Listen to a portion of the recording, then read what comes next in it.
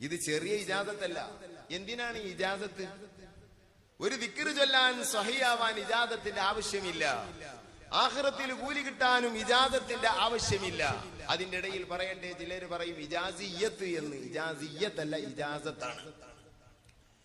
ത്വരീഖത്തിന്റെ ദിക്റായാലും ഏത് ദിക്റായാലും ചൊല്ലിയാൽ കൂലി കിട്ടും. ലാ ഇലാഹ ഇല്ലല്ലാഹ് ചൊല്ലിയാൽ കൂലി കിട്ടും.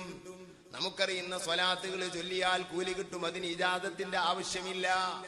മൗലിദുകൾ ഓതിയാൽ കൂലി കിട്ടും. നല്ലതൊക്കെ ചെയ്താൽ കൂലി കിട്ടും. അതിന് ഇജാദത്തിന്റെ ആവശ്യമില്ല. ഖുർആൻ ഓതാൻ കൂലി കിട്ടും. അതിന് ഇജാദത്തിന്റെ ആവശ്യമില്ല. പിന്നെ എന്തിനാണ് ഇജാദത്ത്? ഇജാദത്തോടുകൂടെ ഒരു ദിക്റ് ചെയ്താൽ ആ ഇജാദത്ത് നല്ല സിൽസിലയിലാണെങ്കിൽ, നല്ലവരിലൂടെ വന്നതാണെങ്കിൽ, ആ ദിക്റ് ചെല്ലുമ്പോൾ പൈശാചികമായ ബന്ധം കുറയുന്നതാണ്. ഇജാദത്തുള്ള അഊദു ബില്ലാഹി മിനശ് ശൈത്വാനിർ റജീം എന്ന് എനിക്ക് ഇജാദത്തുണ്ടെങ്കിൽ ഞാനത് ചൊല്ലും പോലെയല്ല ഇജാദത്തില്ലാത്ത ആള് ചൊല്ലുന്നത്. അഊദു ബില്ലാഹി മിനശ് ശൈത്വാനിർ റജീം എന്ന ദിക്ർ എനിക്ക് പിശാചിന്റെ ബന്ധമില്ലാതെ ചെയ്യാൻ കഴിയും. ഇജാദത്തോട് കൂടെ ഒരു മൗലിദ് ഓതിയാൽ ആ മൗലിദ് ഇജാദത്തില്ലാത്തവൻ ഓതും പോലെയല്ല, പൈശാചിക ബന്ധം കുറയും, എഫക്റ്റ് കൂടുന്നതാണ്.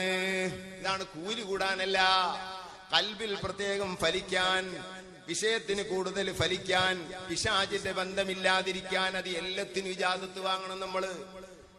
ബഹുമാനപ്പെട്ട പെരുമുഖം കോയ മുസ്ലിയാർ, ബഹുമാനപ്പെട്ടവർ CM വലിയുള്ളാഹിയുടെ അരികിൽ ചെന്നപ്പോ, CM വലിയുള്ളാഹി അവിടുത്തെ ദർസിൽ ചെന്നപ്പോ ബഹുമാനപ്പെട്ടവര് പലതും പറഞ്ഞ കൂട്ടത്തിൽ ബഹുമാനപ്പെട്ടവര് പറഞ്ഞു, കോയലേരോട് പറഞ്ഞത്, കോയലേര് എന്നോട് പറഞ്ഞതാ, നിങ്ങൾക്ക് ഞാൻ കുറെ പേര് പറഞ്ഞിട്ട്, എനിക്ക് പേരറിയില്ല, കോയലേരൊക്കെ പറഞ്ഞു, ഇംഗ്ലീഷ് പത്രമൊക്കെ പറഞ്ഞു. ഇതൊക്കെ പറഞ്ഞിട്ട് ഇതെല്ലാം നോക്കാനുള്ള ഇജാദത്ത് തന്നു. പത്രം നോക്കാനേ, പത്രം നോക്കാൻ ഇജാസത്തോ? ആ വേണം. കുറെ പത്രങ്ങൾ, 11ഓളം ദിനപത്രങ്ങൾ പറഞ്ഞു CM വലിയുള്ള. എന്നിട്ട് പറഞ്ഞു അതും അല്ലാത്തതും വായിക്കാനുള്ള ഇജാദത്ത് നിങ്ങൾക്ക് ഞാൻ തന്നു. എന്താ ഇജാദത്തിന്റെ പവർ? ഒരു പത്രം നമ്മുടെ കയ്യിൽ കിട്ടിയാൽ, ചന്ദ്രികാ പത്രം കൂട്ടുക, അത് കയ്യിൽ കിട്ടിയാൽ അതിലൊരു ഭാഗം നാം വായിച്ചാൽ ഒരു പക്ഷേ ഇല്ലാത്തതായിരിക്കാം ഉള്ളതായി എഴുതിയത്. ഉള്ളത് ഇല്ലാത്തതായി എഴുതി, ഇല്ലാത്തത് ഉള്ളതായി എഴുതിയ ഒരു ലേഖനമാണെങ്കിൽ, ഹൃദയത്തിനക്ക് പക്വതയും ബർക്കത്തുമുള്ള ഹൃദയമാണെങ്കിൽ, ഇല്ലാത്തത് കണ്ടാൽ ഇത് ഇല്ലാത്തതാകുന്നു എന്ന് ഖൽബ് പറയും.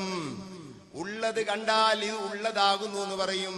ഹൃദയത്തിന് പൈശാചിക ബന്ധമുള്ള ഹൃദയമാണെങ്കിൽ ഉള്ളത് കണ്ടാൽ ഇല്ലാത്തതാണെന്ന് തോന്നുകയും ഇല്ലാത്തത് കണ്ടാൽ ഉള്ളതാണെന്ന് തോന്നുകയും ചെയ്യും. ഇതാണ് വായനയുടെ മുസീബത്ത്. അത് ഹൃദയത്തിന് നൂറില്ലാത്തത് കൊണ്ടാണ്.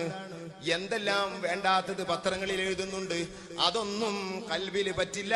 നിങ്ങൾ നോക്കിക്കോ എന്നാണ് പറഞ്ഞത്. നിങ്ങളെ ഖൽബിൽ ഇല്ലാത്തത് പതിയില്ല.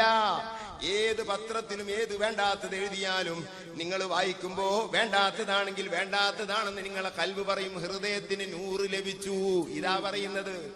ആ നൂറ് കൈമാറലിന്റെ പേരാണ് ഇജാദത്ത്. ഖുർആൻ ഓതാൻ ഇജാദത്തുണ്ട്. വൈലത്തൂർ ഉസ്താദിനുണ്ട്, കരിങ്കപ്പാർ ഉസ്താദിനുണ്ട്, ചെറിയ ഉസ്താദിനുണ്ട്. എനിക്കറിയാം. ഖുർആൻ ഇജാദത്തില്ലാതെ ഓതിയാൽ ഫലമുണ്ട്, കൂലിയുണ്ടെങ്കിലും ഖുർആൻ ഓതുമ്പോൾ ഹൃദയത്തിന് നൂറോടുകൂടെ പ്രകാശത്തോടുകൂടെ ഓതണമെങ്കിൽ പരമ്പര മുറിയാത്ത ഇജാദത്ത് കയ്യിൽ വേണം.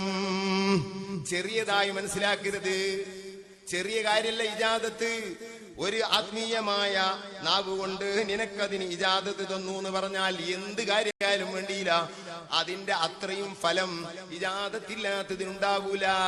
അതുകൊണ്ട് ഒരു ലാ ഇലാഹ ഇല്ലല്ലാഹ് ചൊല്ലുകയാണെങ്കിലും അത് ഇജാദത്തോടു കൂടെ ചൊല്ലിക്കോ.